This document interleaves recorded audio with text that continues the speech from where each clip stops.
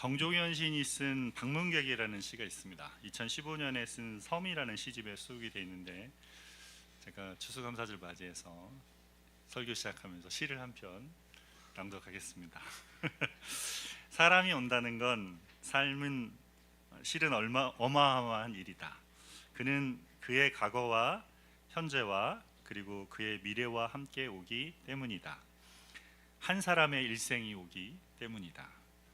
부서지기 쉬운, 그래서 부서지기도 했을 마음이 오는 것이다. 그 갈피를 아마 바람은 더듬어 볼 수 있을 마음, 내 마음이 그런 바람을 흉내낸다면 필경 환대가 될 것이다. 바람은 더듬어 볼 수 있는 마음, 살았던 삶의 자리, 지금 살고 있는 삶의 자리. 오늘 아침에 오다 보니까 낙엽이 내렸는데 바람이 불어가지고 난리더라고요. 오늘부터 시작이 된 것 같아요. 이렇게 날리고 있습니다. 바람은 헤아려 볼 수 있는 그 마음을 우리 주님은 잘 헤아리시겠죠. 여러분, 한 사람이 우리가 인생에서 누군가를 만나고 누군가와 관계한다는 것은 실로 어마어마한 일입니다. 아이가 부모님을 만나고, 학생이 스승을 만나고, 또 친구를 만나고, 청년이 배우자를 만나면서 우리의 삶에는 실로 엄청난 일들이 일어나게 됩니다. 오늘 본문에는 우리가 인생에서 살아가면서 반드시 만나야 할 한 사람에 대한 이야기를 하고 있습니다. 그분은 하나님이셨으나 우리와 같이 되셔서 우리의 죄와 죽음의 문제를 해결하신 분이십니다. 그분은 죽기까지 순종함으로 하나님의 뜻을 이루시고 그가 이룬 모든 은혜를 우리에게 나눠주신 분이십니다. 바로 우리 주 예수 그리스도이십니다. 오늘은 한 사람으로 인하여라는 제목으로 본문을 통해 주신 은혜를 함께 나누기를 원합니다. 첫 번째, 한 사람, 아담의 범죄로 인해 죄가 우리에게 왕노릇한다입니다. 12절 말씀을 같이 한 번 더 읽도록 하겠습니다. 그러므로 한 사람으로 말미암아 죄가 세상에 들어오고 죄로 말미암아 사망이 들어왔나니 이와 같이 모든 사람이 죄를 지었으므로 사망이 모든 사람에게 이르렀느니라. 본문은 한 사람으로 인해 죄가 세상에 들어왔고 그 죄로 인해 죽음이 들어왔다고 말합니다. 이것은 죄와 죽음의 시작에 대해서 말하는 것이죠. 여러분, 창세기에 보면 하나님께서 지으신 세상은 보시기에 참 좋으셨습니다. 하나님께서 천지를 다 지으시고 인간을 에덴 동산에 두시며 동산의 각종 열매를 임의로 먹을 수 있게 하셨으나 선악을 알게 하는 나무 열매는 먹지 말라 하셨습니다. 먹으면 반드시 죽으리라 하셨습니다. 이것을 행위 언약이라 부릅니다. 하나님께서 아담과 이 말씀으로 언약을 맺으신 거죠. 이 언약의 순종 여부에 따라서 아담은 영원한 생명을 얻을 수도 있었고 죽음을 얻을 수도 있었습니다. 근데 뱀으로 위장한 사단에게 속아서 아담은 선악을 알게 하는 나무 열매를 따먹었습니다. 그리고 그 결과는 엄청난 것이었습니다. 아담의 이 행위로 죄가 세상에 들어오게 되었습니다. 또한 그 죄로 인해서 죽음이 따라 들어왔습니다. 하나님이 말씀하신 대로, 약속하신 대로 하나님은 행하시는 분이시죠. 그래서 하나님께서 먹으면 반드시 죽는다고 하셨기 때문에 그것을 먹음으로 죽음이 이 땅에 들어왔습니다. 이 죽음은 두 가지 면에서 일어났는데, 첫 번째는 한번 눌러주실래요? 첫 번째는 영적인 죽음입니다. 이것은 창조주 하나님을 하나님으로 알지 못하는 인식의 죽음입니다. 하나님이 우리를 만드신 다음에 하나님과 계속 교제하며 살고 하나님이 어떤 분이신지, 하나님 안에 내가 어떤 존재인지를 알고 살았는데 그 하나님과의 관계 속에 하나님의 생명의 관계 속을 관계하신 하나님을 떠나게 된 거죠. 에베소서 4장 18절은 이렇게 말씀합니다. 그들의 총명이 어두워지고 그들 가운데 있는 무지함과 그들의 마음이 굳어짐으로 말미암아 하나님의 생명에서 떠나 있도다 라고 말씀합니다.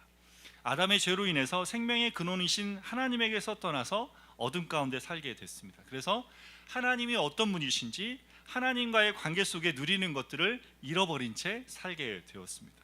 그렇게 하나님과의 관계가 단절되는 영적인 죽음이 왔어요. 그리고 두 번째는 육체적인 죽음입니다. 이 땅에 태어난 인간은 예외 없이 모두 죽게 되어 있습니다. 태어날 때는 순서가 있지만 죽음은 순서가 없습니다. 역사적으로 사람들은 이 죽음의 문제를 해결해 보기 위해서 엄청난 노력을 해왔습니다. 중국의 진시 황제는 죽지 않으려고 불로초를 구하고 수은을 먹었다고 합니다. 그래도 죽었죠. 첨단 과학으로 인간의 노화를 막아보려고 계속해서 노력하고 있습니다. 몸에 좋은 비타민을 먹고 황산화제를 복용해서 노화를 막아보려 합니다. 디톡스를 막고 얼굴에 주름을 펴보려고 하죠. 그러나 이것들이 인간의 죽음을 막을 수 없습니다. 왜냐하면 이것은 인간이 지은 죄의 결과에 대해서 하나님이 정하신 형벌이기 때문에 그렇습니다. 이렇게 아담 한 사람을 인해서 세상에 죄와 죽음이 들어왔다고 말한 후에 바울은 한 가지를 덧붙입니다. 이와 같이 모든 사람이 죄를 지었으므로 사망이 모든 사람에게 이를 얻느니라라고 말합니다.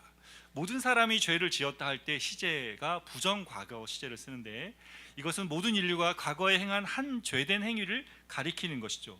이것이 인류가 지금껏 짓고 있는 죄를 가리킨다면 시제를 현재나 미완료 시제를 사용해야 됩니다. 그래서 스코틀랜드 성경학자 바클레이는 이것을 모두가 하나의 범죄로 죄인이 되었고 그것으로 세상에 죄와 죽음이 들어왔다라고 해석합니다. 아담 한 사람의 죄로 인해서 모든 사람이 죄를 지은 것이 되었고 사망이 모든 사람에게 임하게 된 것이죠.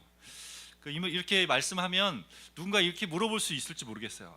나는 아담과 같은 죄를 짓지 않았는데요, 왜 아담이 지은 죄 때문에 제가 죽어야 되는 건가요? 이렇게 우리가 물어볼 수 있을지 모르겠습니다. 어떻게 보면 굉장히 억울합니다.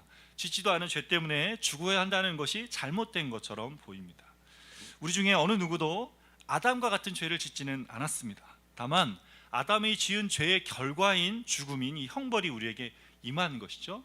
왜 그런 것입니까? 하나님이 아담과 행위 언약을 맺을 당시에 아담을 인류의 대표로 세웠기 때문에 그렇습니다. 아담이 인간을 대표해서 선악과를 먹으면 죽을 것이라는 명령을 하나님께 받았고 그것을 어겼기 때문에 온 인류에게 죽음이 임하게 된 것이죠.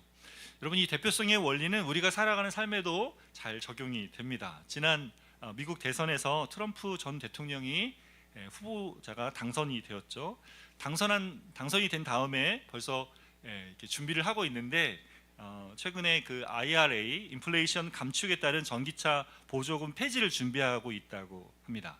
전기차 시장의 성장을 준비하며 대규모 투자를 우리가 했어요. 지금 현 바이든 정부가 했던 걸 따라서.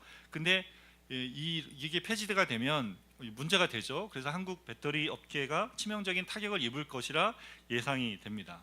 우리나라에서 전기차 업계에 종사하던 사람들이 현 바이든 정부가 보조금을 주겠다고 하니까 이렇게 했는데 어떻게 바꿀 수 있습니까? 라고 우리가 주장하죠. 그렇게 말한다고 해도 이 정책이 트럼프 행정부가 들어오면 바뀌지 않을 것입니다. 왜요? 이것이 미국의 의사를 결정하는 사람이 미국의 대표가 바뀌었기 때문에 그런 것이죠. 사실 많이 우리 편에서는 억울하긴 합니다. 근데 이것이 뭡니까? 대표성의 원리입니다. 대표자가 결정한 것이 그와 관련된 모든 사람들에게 영향을 미치게 되는 것이죠. 아담이 인류의 대표자가 되었기 때문에 그의 범죄로 인해 아담의 허리에 있던 온 인류는 아담이 받은 죽음이라는 형벌을 받게 된 것입니다. 그런데 아담을 통해 영향을 받은 것은 죽음이라는 형벌만이 아니었어요. 아담이 지은 죄의 본성의 오염이 있었는데 아담의 후손인 인류는 그 피를 따라 본성의 오염을 물려받게 되었습니다. 흔히 무슨 말 합니까? 피는 못 속인다는 말을 합니다. 인류의 조상인 아담의 혈통을 따라서 모든 인류는 죄로 오염된 본성을 가지고 태어나게 되었습니다. 그래서 다윗은 시편 51편 5절에 실로 나는 죄 중에 태어났고 어머니의 태 속에 있을 때부터 죄인이었습니다라고 고백하고 있습니다. 인간은 태어날 때부터 죄된 본성을 가지고 태어납니다. 에베소서 2장 3절에 다른 이들과 같이 본질상 진노의 자녀이었더니라고 말씀하고 있습니다. 죄된 본성을 가지고 태어나서 자라면서 우리도 또한 죄를 짓고 살아가는 것이죠. 여러분, 아이를 키워보신 분들은 압니다. 아이한테 가르쳐주지도 않았는데 나쁜 것을 너무 잘 배우죠. 장난감이 많이 있는데 그 아이들하고 같이 나눠서 놀면 되는데 내 거야 이렇게 하면서 소리치는 아이들이 있습니다. 그 원하는 걸 사달라고 떼쓰면서 길바닥에 누워있는 아이들이 있어요. 아이들 안에 있는 이기심, 또 욕심과 분노를 우리가 보게 되죠. 인간은 그래서 백지 상태에 태어난 것이 아니라 본성이 악한 상태로 태어나는 것이 성경이 말하는 인간의 본성입니다. 이런 인간의 상태에서 대해서 말한 후에 바울은 죄의 문제를 율법과 연결시켜서 이렇게 말씀합니다. 13절에 14절 말씀 같이 보겠습니다. 죄가 율법이 있기 전에도 세상이 13절 14절 말씀이 없나 봐요. 제가 읽겠습니다. 죄가 율법 있기 전에도 세상에 있었으나 율법이 없었을 때에는 죄를 죄로 여기지 아니하였느니라. 그러나 아담으로부터 모세까지 아담의 범죄와 같은 죄를 짓지 아니한 자들까지도 사망이 왕노릇하였나니 아담은 오실자의 모형이라. 죄가 율법 이전에도 세상에 있었으나 율법이 없었을 때에는 죄를 죄로 여기지 아니하였느니라 말씀합니다. 하나님께서 율법을 언제 주셨습니까? 모세 때 주셨죠. 출애굽기 19장 20장에 시내산에서 모세를 통해 이스라엘 백성들에게 주셨습니다. 율법을 받기 이전에 아담이 죄 지은 이후부터 모세 때까지의 시간이 있는데, 그때까지 죄 지은 사람들은 율법을 어긴 죄는 아니었죠. 그렇죠. 하나님이 율법을 주기 이전이니까 하나님의 율법을 어긴 죄는 아니었습니다. 그렇지만 하나님의 율법이 주어지지 않았던 그때에도 죄로 인한 죽음의 형벌은 여전히 그들 가운데 역사하고 있었습니다. 율법이 없었기 때문에 율법을 범한 죄는 아니었지만 아담부터 모세 이전에 사람들이 본성의 오염으로 인해 행했던 것들이 죄였고 그 결과가 죽음이었다는 것을 알게 되는 것이죠. 죽음이 이런 능력을 발휘할 수 있었던 것은 죄가 율법을 떠나서도 죄가 되기 때문에 그렇습니다.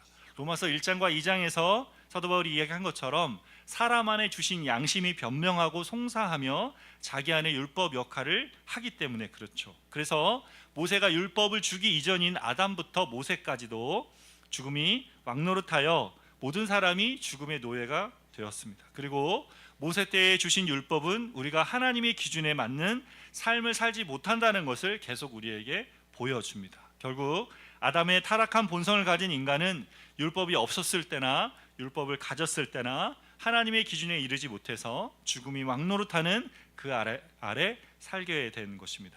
그렇게 오염된 인간의 본성을 물려받은 인간은 존재 전체가 죄로 인해서 영향을 받게 되었습니다. 인간의 지성과 감정과 욕구, 우리의 목적과 동기들, 우리의 육체적인 몸까지 죄에 의해서 영향을 받았습니다. 그래서 예레미야에서 만물보다 거짓되고 심히 부패한 것이 마음이라 누가 능히 알리오마는 이라고 말씀하고 있습니다.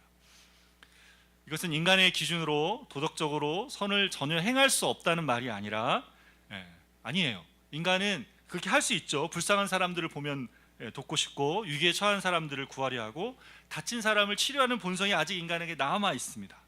참된 정의를 실현하고 소외되고 억울한 사람들 돌보자 하는 마음이 있죠. 그러나 영적인 죽음으로 인해서 의와 진리와 거룩함이라는 하나님의 형상의 핵심을 잃어버린 인간은 선을 행해야 될 줄 알지만 그걸 제대로 따라 살지 못하고 있습니다.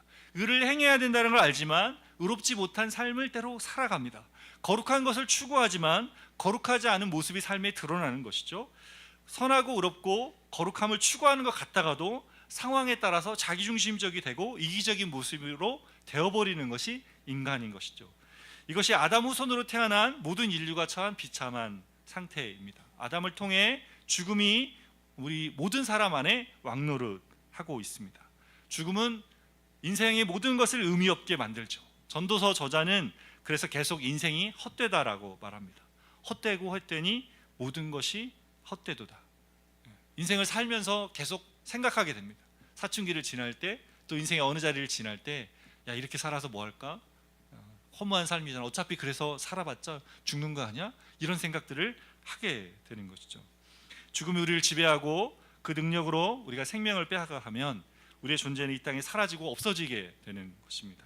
지금 이 시간에도 인간은 죄와 죽음의 권세에 사로잡혀 살아가고 있습니다. 살아가면서 죽음을 두려워 행하는 일들이 너무나 많습니다. 먹고 살 것을 두려워하고 인정받지 못할까 봐 두려워하며 살아갑니다. 그런가 하면 어차피 죽으면 끝이라는 생각에 이 땅의 삶이 전부인 양 무의미하게 살아갑니다. 여러분, 이 죄와 죽음에 쌓여 사는 삶에서 누가 우리를 구할 수 있겠습니까? 로마서는 복음이 무엇인지를 말하는 바울의 논문이라 그랬습니다. 이 비참함 속에 있는 인류에게 좋은 소식, 복된 소식이 들려왔습니다. 그것은 우리에게 또 다른 한 사람이 있다는 것입니다. 우리를 구원할 구원 투수가 아직 남아 있다는 것이죠. 이제 바울은 우리의 구원자에 대해서 언급합니다. 두 번째, 한 사람 예수 그리스도의 은혜가 우리에게 넘쳐 은혜 안에서 왕노릇하게 한다입니다. 14절 끝에 바울은 아담은 오실자의 모형이라고 말합니다. 여기서 모형이라는 단어 튀포스는 틀을 찍어 만드는 형상, 어떤 형태를 찍어내는 원형을 가리킵니다. 요즘처럼 복사기가 없을 때 글자를 인쇄하기 위해서 나무판에 글자를 새기거나 금속 활자를 만들어 그것을 찍어냈습니다. 요즘에는 공장에서 그것을 금형이라고 하죠. 그렇게 찍어내기 위해 만든 판이나 금속 활자를 모형이라 불렀습니다. 대표자 아담이 했던 한 행동이 많은 사람에 영향을 줬던 것처럼 이제 대표자 예수님의 한 행동이 많은 사람에게 영향을 주게 된다는 점에서 아담이 예수님의 모형이 됩니다. 이렇게 아담이 예수님의 모형이지만 아담과 예수님이 행했던 것의 결과는 완전히 다른 것이었습니다. 바울은 이제 아담과 예수님에 안에서 되어진 일에 대해서 비교합니다. 아담 안에서 사망이 역사하지만 예수님 안에서는 은혜가 넘쳐납니다. 15절 16절 말씀을 같이 보겠습니다. 그러나 이 은사는 그 범죄와 같이 아니하니 곧 한 사람의 범죄를 인하여 많은 사람이 죽었은즉 더욱 하나님의 은혜와 또한 한 사람 예수 그리스도의 은혜로 말미암는 선물은 많은 사람에게 넘쳤느니라. 또 이 선물은 범죄한 한 사람으로 말미암은 것과 같이 아니하니 심판은 한 사람으로 말미암아 정죄에 이르렀으나 은사는 많은 범죄로 말미암아 의롭다 하심에 이름이라. 인류의 대표되는 아담이 지은 죄 하나의 행위로 인해서 모든 인류는 죽어왔고 앞으로도 계속 죽게 될 것입니다. 두 번째 아담이 예수님으로 인해서 많은 사람은 하나님의 은혜와 예수님의 은혜로 말미암는 은사인 선물을 받게 되었습니다. 그래서 아담은 오실자의 모형이라는 말이 그거죠. 아담이 인류의 대표인 것처럼 예수님이 그렇게 인류의 대표가 되는 그 모형이다. 아담이 이렇게 이야기합니다. 그래서 여기 선물이라고 하는데 여러분 선물을 받으면 어떻습니까? 누군가 내게 작은 선물을이라도 해주면 기분이 좋죠. 왜 좋습니까? 그 사람이 나를 생각해서 무엇인가를 준비해서 준 거기 때문에, 거기에 마음이 담겨 있기 때문에 그렇습니다. 여러분, 하나님이 주신 선물은 하나님이 예수님을 통해 우리에게 주시는 선물이죠. 그 어떤 겁니까? 좋은 겁니다. 좋은 선물입니다. 이것이 왜 좋습니까? 이 선물로 우리의 죄와 죽음의 문제를 해결해 주셨기 때문에 그렇습니다. 예수님 안에 있는 자들을 의인되게 하시고 죽음이 아닌 생명을 주신 것이죠. 이것이 하나님이 주시는 은혜의 선물입니다. 16절에 이것을 이렇게 설명하죠. 또 이 선물은 범죄한 한 사람으로 말미암은 것과 같지 아니하니 심판은 한 사람으로 말미암아 정죄에 이르렀으나 은사는 많은 범죄로 말미암아 의롭다 하심의 이름이라. 말씀이 좀 쉽지는 않습니다. 그러나 말씀 풀어보겠습니다. 하나님이 주시는 선물은 죄를 넘어주시는 은혜이죠. 이 선물은 아담이 지은 죄와 다릅니다. 아담 한 사람의 죄는 우리 모두를 죄인으로 만들었습니다. 근데 하나님의 은사인 이 선물은 많은 범죄로 인해 의롭다 하심에 이르게 합니다. 이게 많은 범죄로 인해 의롭다 하심에 이르게 한다. 이게 무슨 말일까요? 이 말이 좀 어렵죠, 그죠? 많은 범죄로 인해서 의롭다 하심. 세번역 성경은 세번역이라는 성경인데 세번역 성경은 이렇게 이 구절을 이렇게 번역했습니다. 많은 범죄에서는 은혜가 뒤따라와서 무죄 선언이 내려졌습니다. 이렇게요. 범죄가 많은 그 자리에 은혜가 따라와서 그리고 그 은혜로 인해서 무죄 선언이 내려졌다 이렇게 이야기하죠. 하나님이 예수님 안에 주신 선물이 무엇이냐면 인간의 죄가 있는 곳마다 은혜가 따라다닌다는 것입니다. 어떻게 해요? 그 많은 범죄로 인하여 이 말씀 많은 범죄로 인하여 의롭다 하심의 이름이라는 이 표현이 그래요. 많은 범죄가 있는 곳에 은혜가 따라다니는 거예요. 은혜가 따라다니게 하는 거예요. 죄가 있는 거예요. 그렇게 따라다니면 어떻게 해요? 그 은혜가 따라가서 죄를 지워내는 거예요. 죄가 없다고 선언해 주시는 것입니다. 여러분, 불 나면은 소방차가 출동을 하죠. 불이 막 탈 때 소방차가 가가지고 물로 확 뿌리면 어떻게 됩니까? 불이 꺼진단 말이에요. 그 죄가 있는 곳에 뭐가 출동합니까? 은혜가 출동합니다. 은혜가 출동합니다. 은혜 출동해서 죄로부터 왜요? 우리를 구원낸단 말이에요. 죄로부터. 그 은혜가 죄를 지워낸단 말이죠. 여러분, 이게 잘 이해되십니까? 잘 이해 안 되는 사람에 의해서 사도 바울이 친절하게 20절에 이렇게 또 이야기합니다. 말씀을 읽어보겠습니다. 율법이 들어온 것은 범죄를 더하게 하려 함이라. 그러나 죄가 더한 곳에 은혜가 더욱 넘쳤나니. 율법은 하나님이 주신 기준이에요. 하나님의 기준이 무엇인지 알려주는 역할을 합니다. 근데 죄의 종으로 살아가는 우리에게 율법은 이것이 하나님의 기준이라는 것을 알려주는 역할을 합니다. 그리고 죄된 본성을 가진 우리는 하나님의 그 기준을 못하기 때문에 그 율법을 알수록 어떻게 해요? 더 죄인이라는 걸 알게 돼요. 내가 이걸 못하는구나, 이렇게 못 사는, 하나님의 기준대로 못 사는구나를 더 많이 알게 된다는 게 이 하나님의 주신 율법이 선한데, 그 율법이 하는 역할이 뭐냐? 우리로 하여금 우리의 죄가 더 크다는 걸 알게 하는 역할이라는 거예요. 근데 거기서 율법은 거기까지밖에 못하는 거예요. 그걸 가르쳐 주긴 하지만 그걸 해결해 주지는 못합니다. 해결해 줄 능력이 없어요. 우리가 죄된 본성을 가지고 있기 때문에 율법을 그걸 안다고 해서 그것을 해결할 수는 없단 말이에요. 그러면 어떻게 됩니까? 율법을 알면 알수록 죄가 더 많아진단 말이에요, 우리한테. 그죠? 하나님 우리 주신 기준을 알면 알수록 죄가 더 많아지는 거예요. 그래서 율법을 통해서 우리는 뭘 알게 되냐면, 우리가 죄의 권세 아래 죄된 본성을 가지고 살고 있다는 걸 더 많이 깨닫게 됩니다. 근데 그렇게 죄가 더해지는 곳에, 그럼 죄가 점점 더 우리 안에 많아질 거 아니에요? 인식하는 게 커져가니까 더하는 그곳에 하나님은 예수님으로 인해서 은혜를 더욱 넘치게 하셨습니다. 이게 무슨 말이에요? 죄를 넘어서는 은혜를 주셨다. 죄가 있는데 은혜가 넘친단 말이에요. 그래서 아까 왜요? 불이 났는데 불을 끄는단 말이에요. 그 정도로 불을 끌 정도, 이 죄의 불을 끄는 물의 은혜가 이게 넘친다 이 말이에요. 죄가 되지 않으려면 죄를 넘어서는 은혜가 필요합니다. 여러분, 법원에서 재판을 받아 형이 정해지면 그대로 집행이 되죠. 근데 그 형을 면제하려면 어떻게 됩니까? 어떻게 됩니까? 일단은 선고가 됐어요. 일단 땅땅땅 됐습니다. 이거 바꾸려면 어떻게 됩니까? 재심 청구해야 됩니다. 재심 청구해야 돼요. 그죠? 그 재심에서 다른 판결을 받으면 죄를 면할 수 있죠. 여러분, 이재명 더불어민주당 대표가 며칠 전에 선고를 받았습니다. 징역 1년에 집행유예 2년 판결을 받았는데, 이 판결이면 국회의원직을 박탈당하고 향후 10년 동안 대통령 후보에 지원할 수 없다고 합니다. 작은 일 아니죠. 큰 일입니다. 그래서 이재명 대표는 상고하겠다고 했어요. 재심을 통해서 이 결과를 번복해 보려고 하겠다 말했습니다. 여러분, 예수님 안에서 주시는 은혜가 우리의 죄에 대해서 이런 일을 한다는 겁니다. 은혜의 법이 죄의 법보다, 죄의 선고보다 뭐예요? 상위라는 거예요. 상위. 그래서 뭐예요? 죄가 아무리 커도 은혜의 법정이 그것을 덮어버린다는 겁니다. 여러분, 우리가 죄에 있는 곳마다 은혜가 어떻게 한다고요? 따라다닌다 그랬어요. 그 죄가 10이 있으면 은혜는 얼마가 되고요? 적어도 11이 온단 말이에요. 죄가 100이 있으면 은혜는 적어도 100일이 온단 말이에요. 죄가 億이 있으면 은혜는 적어도 億일이 온단 말이에요. 덮어요.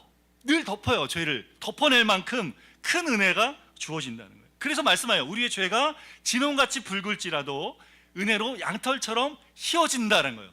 그 붉은 죄를 다 씻어낼 만큼의 은혜가 우리에게 주어진다는 거죠. 아무리 깊고 큰 어둠이라도 은혜 안에서 뭐가 됩니까? 빛이 되어진다는 거예요. 이것이 은혜의 원리입니다. 은혜는 죄를 무력하게 합니다. 이렇게 죄가 있는 곳에 넘치는 은혜가 선물로 우리에게 주어졌어요. 하나님이 이 은혜를 그냥 주신 것이 아닙니다. 우리가 뭘 해서 주신 게 아니고 바로 예수님께서 하신 한 가지 행동 때문에 이걸 주신 거죠. 그게 뭡니까? 18절 19절에 이렇게 말씀합니다. 같이 읽어보겠습니까? 그런즉 한 범죄로 많은 사람이 정죄에 이른 것 같이 한 의로운 행위로 말미암아 많은 사람이 의롭다 하심을 받아 생명에 이르러니라. 한 사람이 순종하지 아니함으로 많은 사람이 죄된 것 같이 한 사람이 순종하심으로 많은 사람이 의인이 되리라. 어떤 행위? 예수님이 하신 한 이 의로운 행위로 인해서 되어졌다 말씀합니다. 아담이나 예수님이나 한 가지 행위를 했어요. 아담은 하나님 말씀에 불순종해서 선악과를 따 먹었습니다. 예수님은 하나님 말씀에 순종해서 십자가를 지셨습니다. 아담은 자기 뜻대로 자기가 원하는 것을 해서 하나님의 기준에서 떨어졌고, 예수님은 하나님의 뜻대로 하나님이 원하시는 것을 해서 하나님을 만족시켰습니다.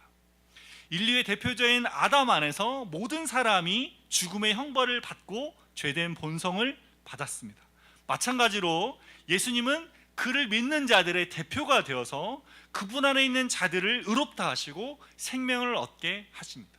이것이 아담이 오실 자의 모형이라는 말이에요. 여러분, 예수님이 아담 때문에 우리가 죽게 된 거 억울하죠.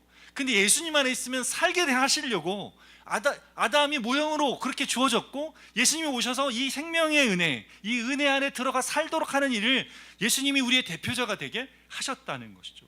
로마서 5장 6절의 말씀처럼 우리가 아직 연약할 때 기약대로 그리스도께서 경건치 않은 자들 위하여 죽어주셨습니다. 두 번째, 아담으로 오신 예수님은 우리와 같은 몸을 입고 이 땅에 오셔서 하나님의 뜻에 온전히 순종하며 사셨습니다. 십자가 위에서 다 이루었다라고 말씀하시며 죽으신 예수님은 그렇게 하나님의 뜻에 순종하는 것을 온전히 다 이루셨습니다. 하나님은 예수님의 이 행위를 의롭다 하시는 것입니다. 그리고 이제 새 인류의 대표자가 되시는 예수님의 이 의로운 행위가 예수님 안에 있는 모든 사람의 것이 되게 하셨습니다. 여러분, 이것이 복음입니다. 예수님이 십자가에 죽으신 것이 도대체 나하고 무슨 상관이 있습니까? 이렇게 묻는다면 여기 네, 아멘. 여기 아담의 범죄와 동일한 그 원리가 작동하는 것을 우리가 알아야 돼요. 여러분, 아담을 통해 주어진 죽음과 본성의 오염은 실제로 우리에게 작동하죠. 우리는 이것이 실제한다는 걸 알고 있습니다. 언젠가 우리가 죽을 것을 알고 있고 우리 안에 죄된 본성이 있다는 걸 우리가 알고 있어요. 인간이 죽을 수밖에 없고 하나님의 선에 도달할 수 있는 선을 행할 수 없다는 걸 알고 있습니다. 마찬가지로 예수님 안에 주시는 의와 생명도 실제로 우리 안에 작동하고 있습니다. 19절에 예수님의 순종하심으로 많은 사람이 의롭게 되었다라는 것이 이 말씀이죠. 어떻게 하나님이 죄인을 의롭게 하십니까? 하나님은 예수님 안에 있는 사람을 보실 때 우리의 어떠함을 보지 않으십니다. 하나님은 예수님 안에 있는 우리를 보실 때 예수님을 통해서 우리를 보십니다. 하나님께 죽기까지 순종하신 예수님을 통해서 우리를 보십니다. 그래서 우리의 죄는 이 은혜 안에 다 가려지는 거예요. 십자가에 죽은 예수가 우리의 죄값을 다 치렀기 때문에 더 이상 우리에게 죄를 물을 수 없는 것이죠. 그렇게 우리는 하나님 앞에 의인이 되었습니다. 그렇게 하나님의 은혜가 우리 안에 넘치게 되었습니다. 근데 이렇게 베풀어 주신 하나님의 은혜는 여기서 끝난 것이 아닙니다. 이제 그렇게 의롭게 된 우리 안에 하나님의 은혜가 왕노릇합니다. 21절 말씀 같이 보겠습니다. 이는 죄가 사망 안에서 왕노릇한 것 같이 은혜도 또한 의로 말미암아 왕노릇하여 우리 주 예수 그리스도로 말미암아 영생에 이르게 함이라. 예수님 안에 있기 이전에 죄가 죽음을 통해서 우리 안에 왕노릇했습니다. 우리의 죄된 본성을 타고 하나님이 주신 율법의 기준을 가지고 우리에게 왕노릇했어요. 너 그거 못하잖아, 그거밖에 안 되잖아, 이렇게. 근데 이제는 어떻게 됩니까? 은혜도 또한 의로 말미암아 우리에게 왕노릇합니다. 은혜가 왕노릇한단 말이에요. 여러분, 은혜가 왕노릇한다는 말이 무슨 말인지 아셨어요? 은혜가 우리를 다스린단 말이에요. 은혜가 우리를 다스립니다. 은혜가 우리를 주장합니다. 더 이상 죄가 우리를 주장하지 못해요.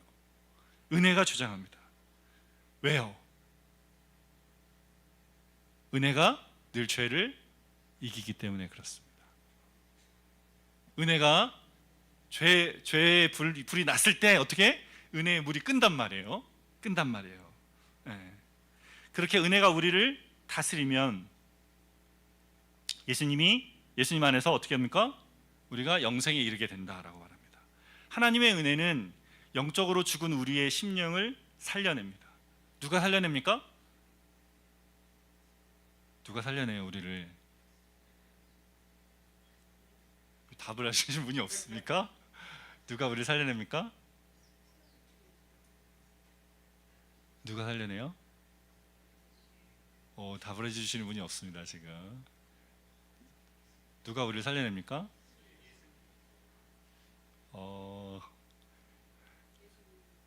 누가 우리를 살립니까? 바람이 임의로 불었습니다. 성령님께서 살려냅니다. 그죠? 성령님이 살려냅니다. 바람이 임의로 붑니다. 예수님 말씀했어요. 니고데모에게 물었을 때, 니고데모한테 어떻게 다시 살아납니까? 제가 엄마 뱃속에 다시 들어가야 됩니까? 아니, 바람이 임의로 불매. 지금 바람이 불고 있잖아요. 낙엽이 움직이니까 바람이 부는 건 네가 부는 게 보이잖아. 그런 것처럼 성령으로 난 사람도 이렇다. 성령으로 난 사람도 이렇다. 다시 살아나는지는 성령이 행하십니다. 성령이 주권적으로 행하십니다. 누구에게 행합니까? 이 은혜의 원리를 따라 그 안에 머문 사람에게 행하십니다. 그래서 우리의 심령이 다시 살아났는지 우리는 다 인지하지 못하지만 우리는 알게 되죠. 살아나고 이 은혜의 왕노릇 안에 거하게 되면 우리가 알게 시작합니다. 아, 내가 은혜 안에 살고 있구나. 은혜가 나한테 왕노릇하고 주님이 나의 심령을 살려내서 내가 하나님이 어떤 분이신지 이제 감각하게 되었구나라는 것을 알아가게 된다는 말이에요. 그래서 영적인 감각을 갖게 되고 어떻게 됩니까? 하나님을 아는 자가 되고, 하나님을 아는 것이 하나님과 친밀한 교제를 누리게 됩니다. 요한복음 17장 3절에 뭐라 말씀하세요? 영생은 유일하신 참 하나님과 그 보내신 자 예수 그리스도를 뭐 하는 거다? 아는 것이다. 그렇습니다. 동사가 중요합니다. 아는 것이다. 아는 것이 뭐라 그랬어요? 그냥 머리로 아는, 지적으로 아는 게 아니고, 너 하나님 알아, 예수님 알아가 아니라 어떻게 안다? 교제에서 안다. 만나서 아는 거죠. 그래서 하나님이 어떤 분이신지, 예수님이 어떤 분이신지, 나를 살려내신 성령님이 어떤 분이시고 내 안에서 뭘 하시는지를 알아가는 거죠. 그래서 뭐 했어요? 영생은 그렇게 하나님 아버지와 예수 그리스도, 성령 하나님과 이 삼위 하나님과의 관계 안에 들어가서 그분과 함께 살아가는 삶의 관계 안에 있다라는 겁니다. 생명의 근원 되시는 삼위 하나님과의 교제를 통해서 하나님 아버지와 아들 예수 그리스도 성령님을 점점 알아가며 그분과의 관계를 누리는 삶이 뭐예요? 영생이라는 것이죠. 그 영생에 이르게 된다. 영생을 누르고 영생에 이르게 되는 은혜의 왕노릇 안에서 우리가 그것을 계속해서 살아가는 거죠. 이제 은혜가 왕노릇하는 사람은 이 영생을 누릴 뿐만 아니라 이 영생을 가지고 이 땅에서 왕노릇하며 살아갑니다. 17절 말씀을 보겠습니다. 한 사람의 범죄로 말미암아 사망이 그 사람을 통하여 왕노릇하였은즉 더욱 은혜와 의의 선물을 넘치게 받은 자들은 한 분 예수 그리스도를 통하여 생명 안에서 왕노릇하리로다. 예수님 안에서 하나님께서 주시는 선물, 은혜와 의를 넘치게 받은 사람들이 누리는 것이 뭐라고 말씀하는 거예요? 뭐라고 말씀합니까? 뭐라고요? 생명 안에서 왕노릇한다 말합니다. 왕노릇이 많이 나옵니다. 왕노릇이. 아담의 범죄로 인해서 사망이 모든 사람들 안에서 왕노릇했어요. 근데 예수님 안에서 이제 더 이상 사망이 우리 안에 왕노릇하지 못합니다. 죽음을 이겨내신 예수님께서 우리에게 베푸신 은혜가 우리 안에 왕노릇하며 우리를 생명 안에서 왕노릇하는 사람으로 세우셨습니다. 생명 안에서 왕노릇한다는 게 무슨 말일까요? 여러분, 첫 번째 아담은 하나님께서 말씀하신 문화 명령, 생육하고 번성하여 땅을 다스리고 정복하라는 말씀을 주셨어요. 그게 무슨 말입니까? 왕처럼 땅을 다스리고 통치하라는 명령을 주신 거예요. 에덴 동산을 가꾸는 것처럼 잘 가꾸고 일궈서 이것을 아름답게 하나님이 말씀하신, 하나님 보시기에 좋은 모습으로 세상을 돌보고 가꾸라고 하신 것입니다. 그러나 아담과 아담의 후손인 인류는 죄의 권세에 사로잡혀서 하나님이 뜻하신 대로 이 땅을 다스리는 일을 온전히 감당하지 못하고 있습니다. 생명 안에서 세상을 살리고 돌보고 회복하는 일을 하지 못하고 있죠. 하나님이 이제 예수님 안에 있는 자들을 생명 안에서 왕처럼 이 땅을 다스리는 일을 하게 하시는 것입니다. 예수님 안에서 우리는 생명의 근원 되시는 삼위 하나님과의 사랑의 교제를 나누며 살아갑니다. 이것이 의미하는 것이 생명 안에서죠. 이 생명 안에서 올해 우리에게 주신 말씀이 뭡니까? 인자가 온 것은 양으로 생명을 얻게 하고 그 생명을 더 풍성하게 한다. 같이 생명에 대한 이야기죠. 생명 안에서입니다. 그렇게 삼위 하나님과의 교제하는 가운데 그 왕처럼 이 생명 안에서 세상을 다스리는 일을 한다는 것이죠. 죄의 왕의 노릇으로 인해서 사람들은 어둠의 땅에 죽음에 매여 살아가고 있습니다. 우리가 살고 있는 사회가 부패하고 병들고 자연이 파괴되고 씨름하고 있습니다. 여러분, 그 자리에서 우리가 어떻게 왕노릇합니까? 어떻게 왕노릇합니까? 이 은혜의 원리를 알고 은혜를 가진 사람으로 생명으로 치유하고 회복하게 하고 은혜의 왕노릇을 받도록 하며 의와 이 생명의 선물을 전하고 그래서 누리도록 해야 하는 일을 우리가 하는 거죠. 이것이 우리에게 주신 생명 안에서의 왕노릇입니다. 인생의 의미를 몰라서 어둠 속에 헤매며 일생 죄의 종으로 죽음에 매여 사는 사람들에게 예수님이 주시는 이 은혜를 전하는 것이죠. 깨어진 세상 가운데 들어가서 우리가 하는 일들 속에서 하나님의 의와 생명의 다스림이 있도록 하는 것입니다. 생명 안에 머무는 자로 살아갈 때 하나님께서 우리를 통해서 그 자리를 다스리는 자로 살아가게 하시는 것입니다. 여러분, 한 사람이 온다는 것은 삶에 어마어마한 일이 벌어지는 것입니다. 한 분 예수 그리스도께서 우리 안에 오시는 것은 우리 삶 전체와 이 땅 삶 전체를 바꿔놓는 어마어마한 일인 것이죠. 예수님을 삶의 주인으로 모셔드리며 하나님께서 주시는 이 모든 은혜의 넘침 안에 살아가는 저와 여러분 되시기를 바랍니다. 오늘 저희는 추수감사주의로 지키고 있습니다. 그리스도 안에서 우리가 받은 이 은혜의 선물에 감사하시기를 바랍니다. 은혜가 왕노릇하는 자로 살아서 생명 안에서 왕처럼 세상을 다스리고 섬기는 저 여러분 되시기를 바랍니다. 함께 주신 말씀 기억하면서 주 내 맘에 오신 후에 같이 찬양하고 기도하며 나아가겠습니다.